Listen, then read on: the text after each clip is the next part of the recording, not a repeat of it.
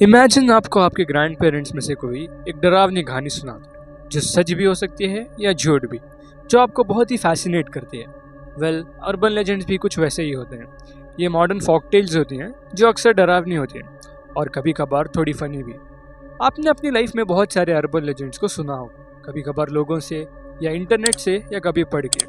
ये इतनी इंटरेस्टिंग होती है कि इन पे बहुत सारी मूवीज़ भी बनाई जाती हैं, जैसे स्लेंडरमैन, ब्लडी मेरी, alligator, when a stranger calls और भी बहुत कुछ। तो आज मैं आपके लिए लाया हूँ अर्बन लेजेंड्स का एक आइसबर्ग चार्ट। जिन्हें नहीं पता मैं उन्हें बता दूँ कि आइसबर्ग चार्ट होता क्या है।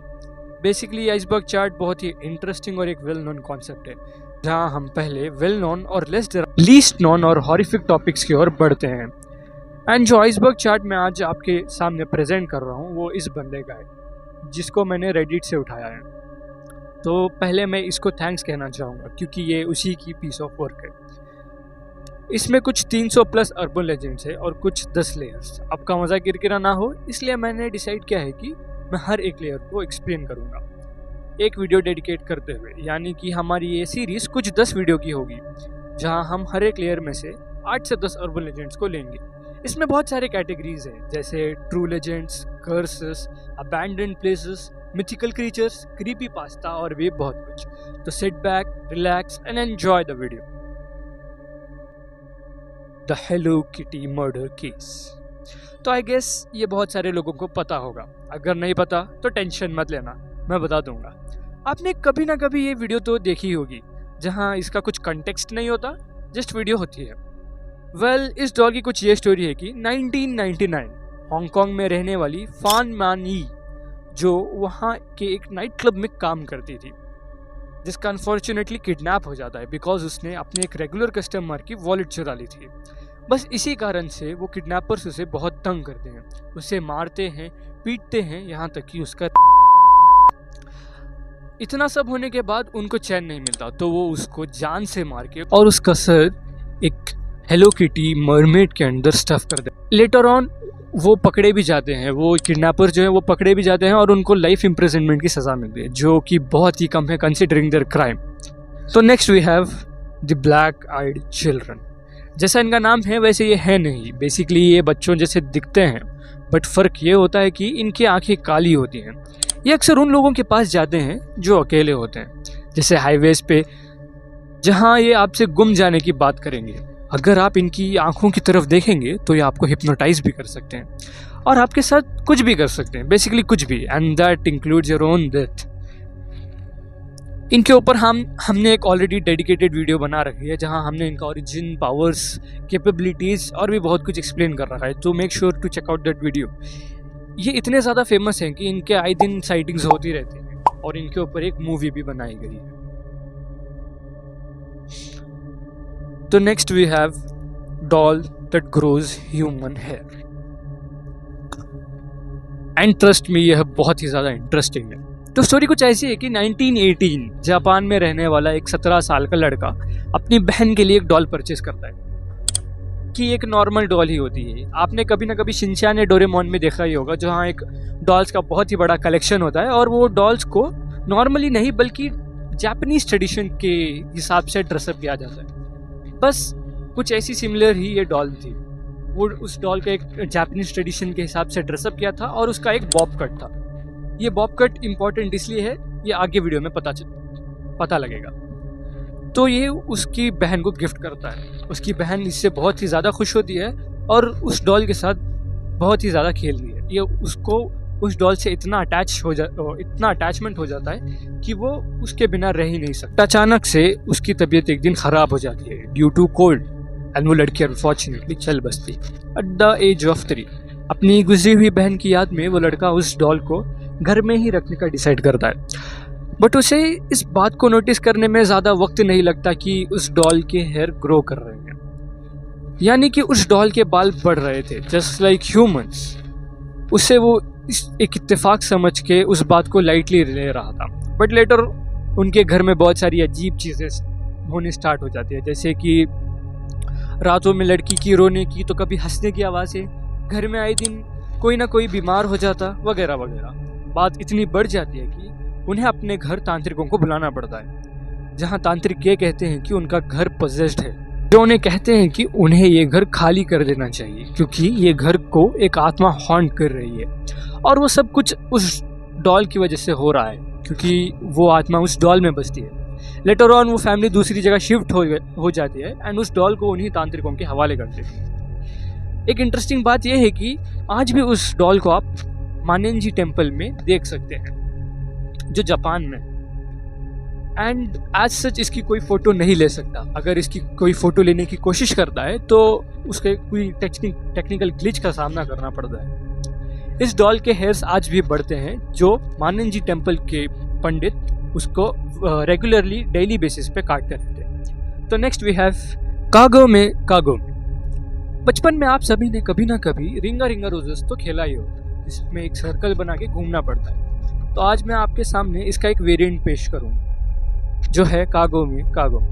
बेसिकली ये भी रिंगा रिंगा रोजेस की तरह ही होता है। इसमें बच्चे एक सर्कल बनाते हैं, फ़र्क सिर्फ इसमें इतना होता है इस सर्कल के सेंटर पे वो एक बच्चे को बिठा देते हैं, जिसे वो ओनी कहते हैं, यानी जिसका मतलब डीमन या डेविल होता है। उसके बाद वो एक गाना गाते हैं दैट गोज लाइक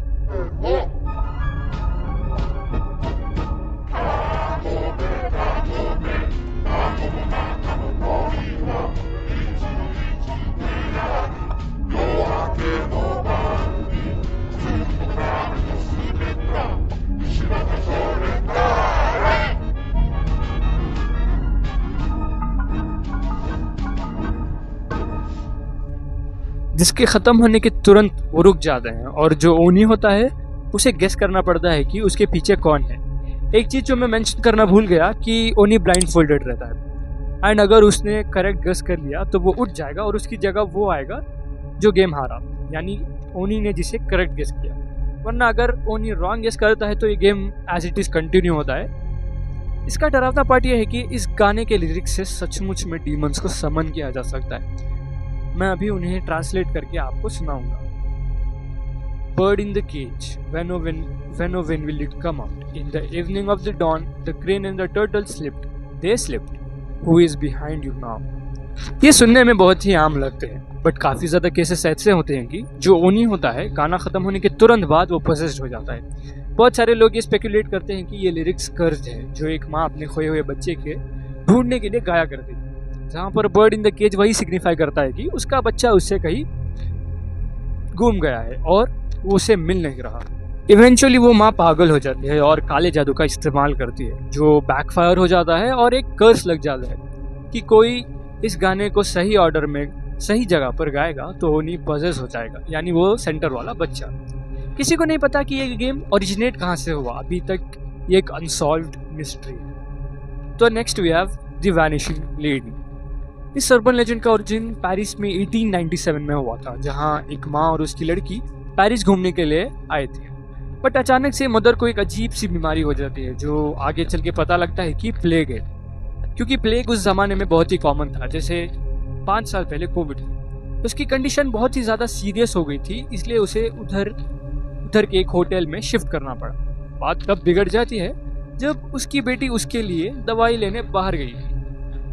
उस वक्त रिसोर्सेस कम होने के कारण उसे 2 दिन तक दवाई के लिए भटकना पड़ता है, और जब वो वापस आती है तो ना उसे उधर उसकी माँ दिखाई देती है और शॉकिंगली ना वो रूम जहाँ उसकी माँ थी। होटल के स्टाफ को पूछने पर वो लोग कहते हैं कि वो तो कभी इधर आई ही नहीं थी, ना वो जो कमरा बता रही है वैसा कमरा एग्जिस्ट करता है।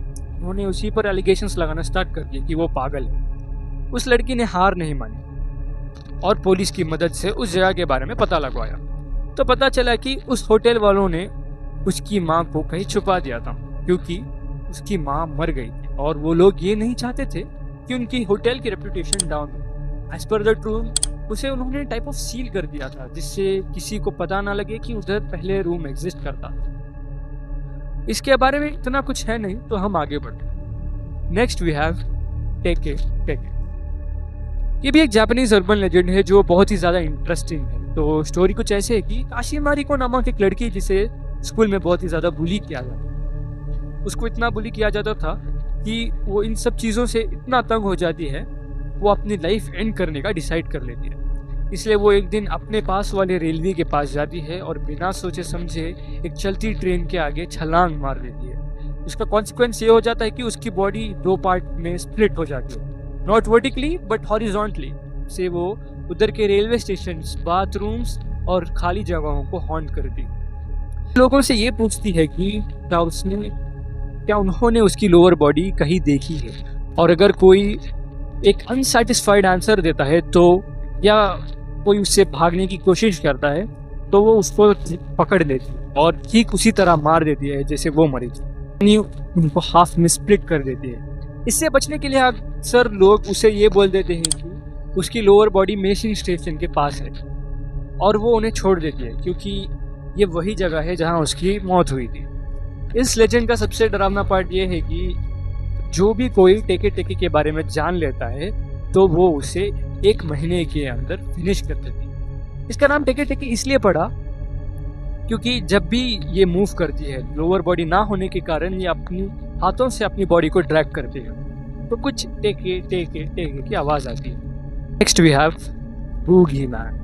बूगीमैन असल में एक डरावना क्रीचर है जो माना जाता है कि उन बच्चों को अपना शिकार बनाता है जो शरारती होते हैं। जब भी क्रिसमस आता है तो सैंटा की नॉटी लिस्ट वाले बच्चे बूगीमैन के शिकार बनते हैं, जहां वो पहले उन बच्चों के ड्रीम्स में आता है, उन्हें डराता है और मेंटली उन्हें इतना ब्रेक कर देता है कि जब भी उसे वो देखे तो वो डर के मारे बेहोश हो जाता है। आ जाता है कि बूगीमैन बस एक स्टोरी है जो पेरेंट्स ने अपने बच्चों के लिए बनाई थी उनको सुधारने के लिए। तो दूसरी तरफ इसके रियल एग्जिस्टेंस पे भी कई सारे सवाल उठे। इसकी अपीयरेंस की बात करें तो वो एक मिक्सचर की तरह है कि इसकी बॉडी भालू की तरह है, सर बकरे की तरह, हाथ लोमड़ी की तरह और पैर गोट की तरह। बूगीमैन अक्सर अंधेरा प्रेफर करता है, जैसे कि बेड के नीचे, अलमारियों के अंदर वगैरह।